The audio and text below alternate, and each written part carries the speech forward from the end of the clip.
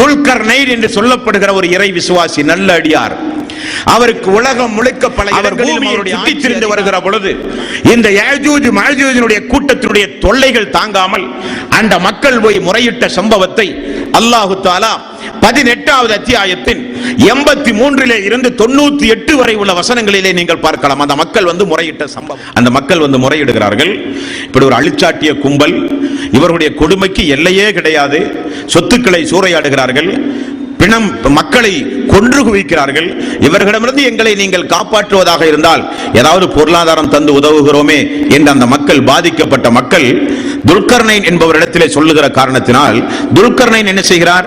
அல்லாஹு தஆலா எனக்கு நிறைய ஆட்சி அதிகாரத்தை தந்திருக்கிறான், பொருளாதாரம் எல்லாம் ஒன்றும் வேண்டாம், நீங்கள் விரும்பினால் எனக்கு நீங்கள் உடல் உழைப்பு செய்யுங்கள், அவர்களிடமிருந்து உங்களை நான் பாதுகாக்கிறேன் என்று சொல்லி மிகப்பெரிய இரும்புகளை எல்லாம் கொண்டு வர சொல்லி அதை உருக்கி அதோடு செம்பையும் கலந்து மிகப்பெரிய அளவில் ஒரு தடுப்பு சுவரை அவர் ஏற்படுத்தினார்.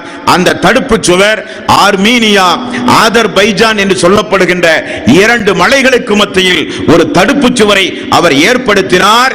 ஏற்படுத்திய பிறகு அவர் அந்த மக்களுக்கு சொன்னதை அல்லாஹு தஆலா திருக்குர்ஆனில் 18வது அத்தியாயம் 98வது வசனம் அவர் சொல்லுகிறார், காலஹாதா ரஹ்மத்துன் மிர் ரப்பி, இது என்னுடைய ரப்பினுடைய ஒரு நியமத்தால் நான் இதை உங்களுக்கு செய்து தந்திருக்கிறேன்.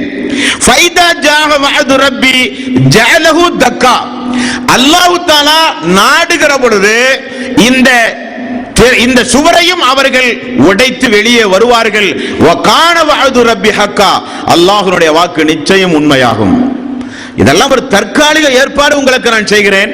அல்லாஹ்வுடைய நாட்டம் வரும்பொழுது அந்த கும்பல் இதையும் உடைத்துக் கொண்டு வெளியே வருவார்கள் என்று நபிகள் நாயகம் ஸல்லல்லாஹு அலைஹி வஸல்லம் அவர்களுக்கு அருளப்பட்ட இந்த திருக்குர்ஆனில் அந்த யாஜூஜ் மாஜூஜ் என்கிற கூட்டம் இதுவரை தடுக்கப்பட்டிருப்பதாகவும், ரசூலுல்லாஹி ஸல்லல்லாஹு அலைஹி வஸல்லம் அவர்களுடைய வருகைக்கு பிறகு கியாமத் நாள் நெருங்கிவிட்ட காரணத்தினால் நபிகள் நாயகம் ஸல்லல்லாஹு அலைஹி வஸல்லம் அந்த யாஜூஜ் மாஜூஜ் என்கிற அந்த கூட்டத்தை குறித்து சொன்ன நிறைய சம்பவங்கள் உண்டு நண்பர்களே.